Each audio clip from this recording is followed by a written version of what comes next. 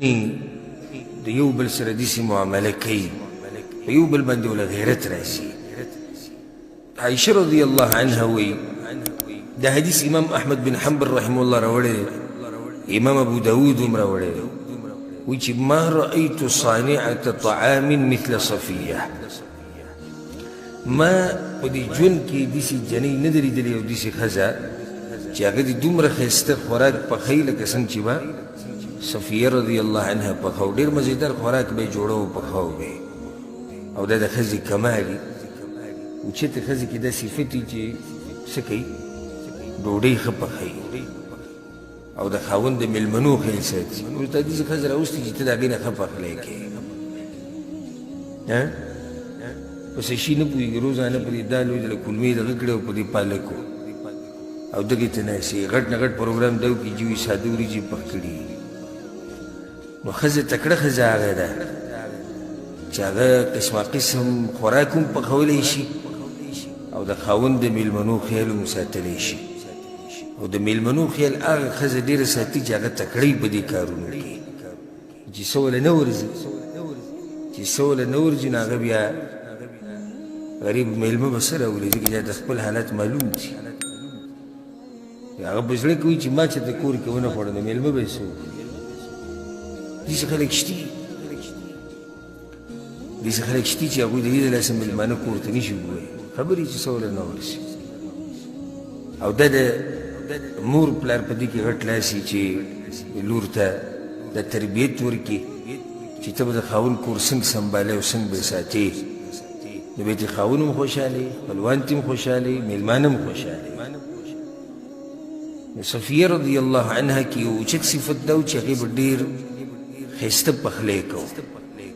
چې هغه به د پیغمبر صلی الله علیه وسلم ډېر خوښ و. نو وایي چې یو پیر وایي زه د پیغمبر صلی الله علیه وسلم سره ناسته وم او ورځ هم د عایشه رضی الله عنها وه. وایي چې اهدت إلى النبي صلى الله عليه وسلم إناء فيه طعام، ناغي یو لوښی راولېږه په هغې کې خوراک و، وایي چې دا پیغمبر صلی الله علیه وسلم له ورکړي دا د هغه خوښي. نو دا یو خادم له دا لوښی ورکړی و چې دا ویست، چې کله هغه خادم راغی وایي چې دا پلانې رالېږلی دی، وایي چې پیغمبر صلی الله علیه وسلم له ورکړه، وایي فما ملکت نفسي ان کسرته، بس ما کې نور طاقت نه و د برداشت و، هغه لوښي دی چې لاس را واچوي، هغه لوښی هم مات کړو، څه چې پکې و هغه دې ټول واورېد. نو پیغمبر صلی الله علیه وسلم څومره حکیم انسان دی. او ما تاسو ته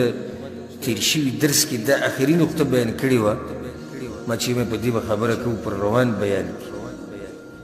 چې د دې ډېرو ښځو سره به ژوند څنګه تېرېږي. دا اوس حکیم انسان دی. که زما او ستا په مخ کې داسې وشي ما ورته به څه کوو؟ روغه جګړه ده، که جګړه ډېره ګټه نه ده نو چغې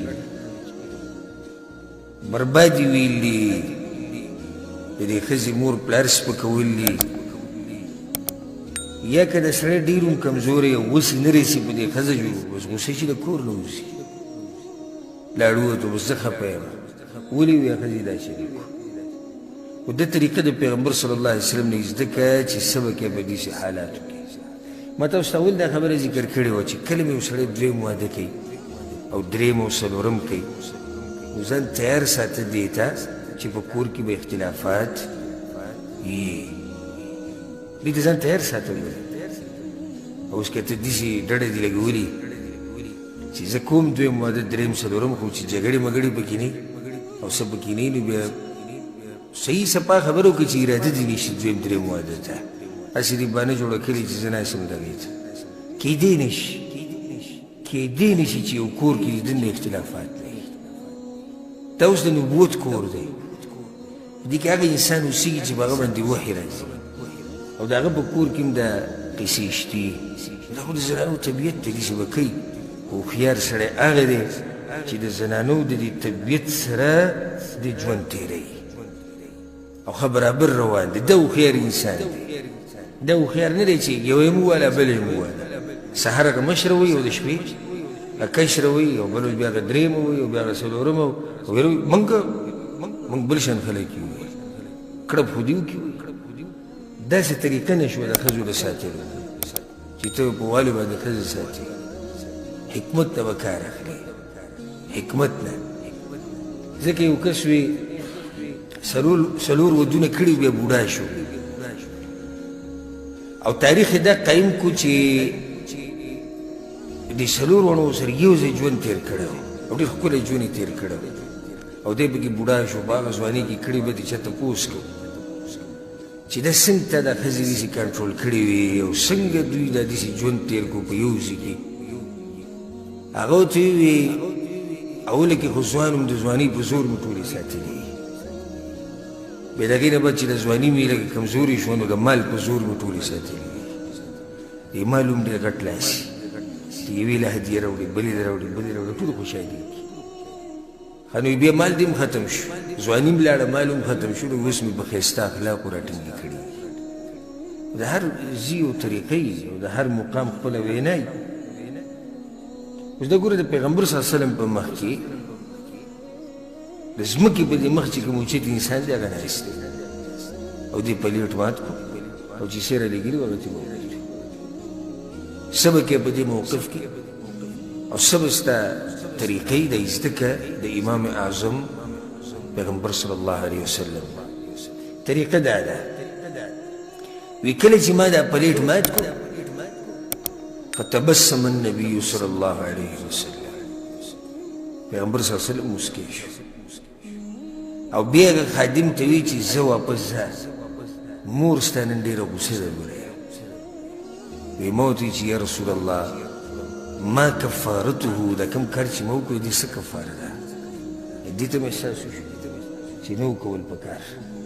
یا رسول الله اوس راته طریقه وښایه هغه ورته اناء کاناء دغه لوښي په شان لوښی به ورله ورکوې دی کفاره ده ځکه چې د هغې لوښی دې مات کړی